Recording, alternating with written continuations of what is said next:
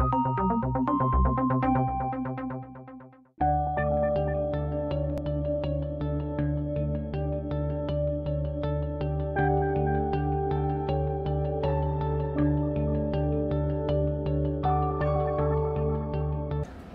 to World Desk. I'm John Yearwood. We're out today at the Fontainebleau Hotel because we're attending the Natpe conference. One of the stars of Natpe is Adriana Cisneros, who's Vice Chairman and Director of Strategy for the Cisneros Group. While we're here, one of the things that we wanted to talk to Adriana about is Latin America, the digital revolution, as well as why so few Latin American rich actually donate to charitable causes. Adriana, thanks for being with us and welcome to World Desk. Hi, thank you for having me. It's a pleasure being here. At Natpe, I mentioned that you were one of the stars of Natpe because you had a big announcement today in which you talk about some work that you'll be doing with China Central Television. You want to talk to us a bit about that? Sure. You know, we've been working with CCTV for about 10 years. That's when we started selling content to them. China is a fascinating market for us. I don't think it's a question of whether you want to be in China or not. The decision has to be how you're going to integrate your China strategy into your daily life, and that's what we've been doing at Cisneros for 10 years now. The announcement that came out recently was to do an exchange for documentaries to help Latin Americans understand more the Chinese culture and to help the Chinese culture understand more what Latin America is about. So we're excited about that. A month ago, the Miss Venezuela pageant aired in China. It was a big success. It's something that also we're very proud of because it's one of the crown jewels of our production house. And we're looking forward to doing much more. We want to work with them on formats that we have developed and help them film them in China with the know-how that we have. There's a lot happening in terms of partnership with Latin American broadcasters. There's another announcement today between Fox and RCN. Do you think the market is large enough for a number of these major announcements? Absolutely. Listen, I think any media company right now should be figuring out how to have a foothold in the U.S. Hispanic market and also in Latin America. It's a very strong decade for Latin America, and it's also a very good moment for the U.S. Hispanic population. You know, there's 55 million of us here in the States. By next year, 1 out of 2 being born are going to be of Hispanic descent. So it's a really, really interesting time. I think it's going to be interesting to have a third player. I think Univision and Telemundo, it's going to be great for them to have a third competitor. And I do think that there's space for it. What are some of the unique challenges you think that are out there for companies trying to do business in Latin America? Broadcasters, major companies like yours. Yeah, you know, it's interesting. I think from the content side, we've seen a shift. I think for a while, everybody thought that in order to have content that would travel well to 100 countries and be translated in 24 languages like ours, we should always be trying to create content that was very universal in a way and not very localized or very specific. I think with the advent of YouTube and the exposure that now people have to content of all sorts from all parts of the world with different accents, for the first time again, there's a genuine interest to start producing high quality content that is very localized. People's ears are used to it, people's eyes are used to it because they have access to so much more content online. So it's a really interesting time for that. You know, one of the things with your company, we were talking about tradition, that there's a major tradition of some of the things that you're trying to do with the Cisneros Group. We even talked about some of the traditions that you have. What are some of those traditions? Listen, you know, I think our company is very interesting. On the family side, my great-grandfather started the first TV network in Venezuela in 1953, William Phelps, so he was my mother's grandfather. On my father's side, my grandfather started Venevision 10 years later in 1961. So tradition, in a way, is something that we know about. We have media in our genes. We have TV very much in our genes from both sides. I think I encapsulate, you know, what that is about. And being a family-owned business that is now into the third generation, tradition has always been in the forefront of the way that we think about the world. For example, we always believe in giving back to the communities where we're working. And I don't want to say that lightly. I mean, it's a strategy that we have developed over 40 years.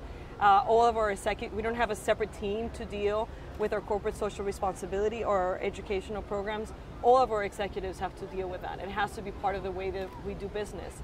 I would say that that's a tradition. It's a value that I have inherited from my father, and it's a value that he inherited from his father as well. Which brings up an interesting question about the mark that you want to leave. What do you think will be the mark that you leave behind when you look at your grandfather and father have had such astoundingly successful careers? Listen, I'm very proud that our company began as being a Venezuelan TV network and that we're now regarded as a world player. I want to continue doing that. I want to move also away from only doing Spanish language content and start doing English language content. I think we're capable. We have the know-how. I want to be able to tap into the 55 million Hispanics that maybe also want to be looking at content that's for them in English and not only in Spanish. I think the mark that I want to make is to actually be a successful member of the third generation, to be able to take my company onto the fourth generation, which, if you know anything about family businesses, the third generation is the one that usually screws things up. So I want to make it to the fourth. I want our company to keep growing, and we're going to be pushing for digital 100% in the following 5 years. Let me ask you, we've got a few minutes left, but I wanted to ask you about giving and Fundación Cisneros, Yes. which you lead. Why is it, I know my friend Andres Oppenheimer has written a lot about how Latin American businesses and really wealthy in Latin America don't give as much as in other parts of the world. Why do you think that is? Look, I think there's a very basic and scientific explanation, which is that unfortunately, with the exception of countries like Brazil, there's no tax incentives in Latin American countries to make it attractive for people to give their money back into society. And in a lot of countries, there's not organizations that are well established enough that people would feel comfortable giving money into so that they can make a difference. I think that's a general statement.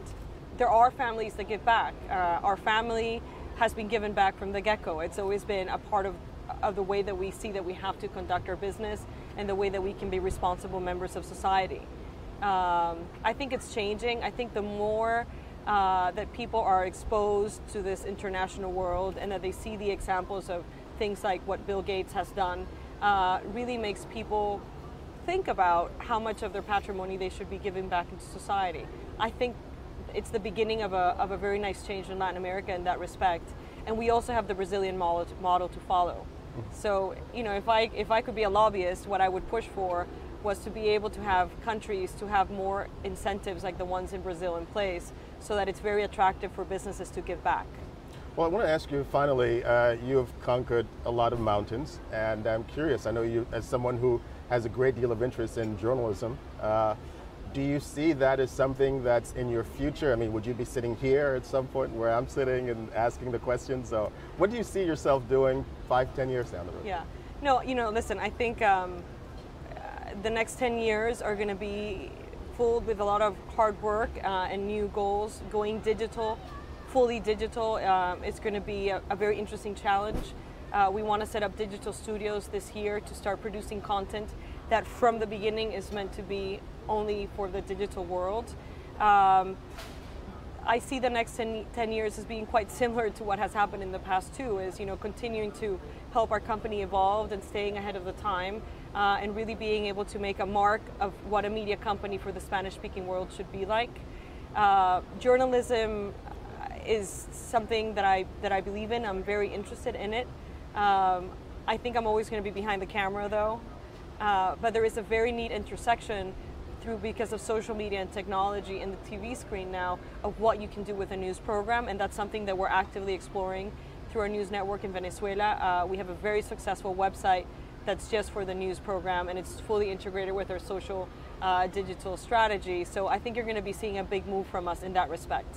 Well, Adriana, thank you so much for coming on the World Desk today, and I think I'd like to have you back another time so we can talk some more, particularly about what's happening in Venezuela, because there's a lot happening there, maybe before the Venezuelan elections. Sure, but thank you so much. I want to thank you again, and I appreciate it, and it's been a pleasure. I'm John Yearwood, and thank you for joining us on World Desk.